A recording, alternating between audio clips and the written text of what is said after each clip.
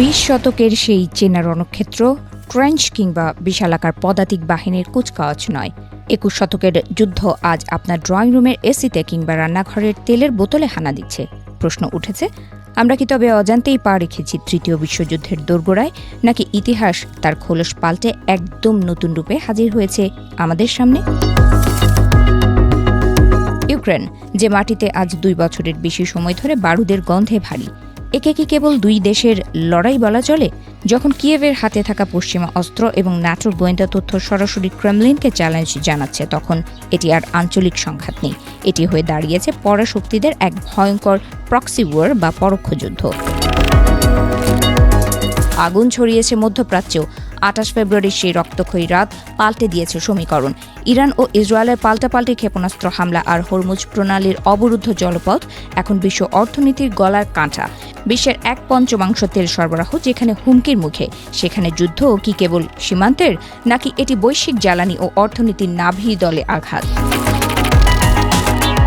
পুরো পৃথিবী আজ যেন 2 মেরুতে বিভক্ত। একদিকে যুক্তরাষ্ট্র, ব্রিটেন এবং ন্যাটোর সংহতি, অন্যদিকে রাশিয়া, চীন, ইরান আর উত্তর কোরিয়ার এক অদৃশ্য কিন্তু শক্তিশালী কৌশলগত অংশীদারিত্ব। এটি কোনো আনুষ্ঠানিক ঘোষণা নয়, কিন্তু পশ্চিমা আধিপত্যের বিরুদ্ধে গড়ে ওঠা এই নতুন ভূ রাজনৈতিক ব্লক মনে করিয়ে দিচ্ছে গত শতাব্দীর সেই ভয়াবহ বিশ্বযুদ্ধগুলোর কথা। এবারের যুদ্ধটা ভিন্ন। একে বলা হচ্ছে হাইব্রিড ওয়ার, যেখানে লড়াই চলে ইন্টারনেটের কেবল লাইনে, স্যাটেলাইট হ্যাকিংয়ে আর সাইবার স্পেসে। কোনো ঘোষণা ছাড়াই অচল করে দেওয়া হচ্ছে বিদ্যুৎ ব্যবস্থা কিংবা ব্যাংকিং নেটওয়ার্ক। কামান যখন স্তব্ধ থাকে, তখন কিবোর্ডের এক ক্লিকেই শুরু হয়ে যায় এক অদৃশ্য ধ্বংসযজ্ঞ। যুদ্ধের ময়দান এখন মুদি দোকান থেকে শুরু করে সারের বস্তা পর্যন্ত বিস্তৃত। হরমুজ প্রণালীতে জাহাজ থমকে যাওয়ায় তেলের দাম আকাশচুম্বী। ইউক্রেনের শস্যক্ষেত পুড়ে যাওয়ায় বিশ্বে খাদ্যের নিরাপত্তা আজ বিপন্ন।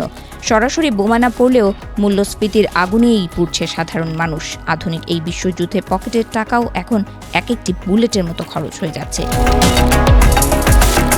বিশেষজ্ঞরা বলছেন, পারমাণবিক শক্তিধর দেশগুলো এখনও সরাসরি একে অপরের মুখোমুখি হয়নি বলেই হয়তো একে তৃতীয় বিশ্বযুদ্ধ বলা যাচ্ছে না। কিন্তু ইউক্রেন, ইরান কিংবা তাইওয়ান সংকট, এসব বিচ্ছিন্ন বিন্দু যখন এক সুতোয় গাঁথা হয়, তখন দেখা যায় এক ভয়ঙ্কর ভবিষ্যতের মানচিত্র।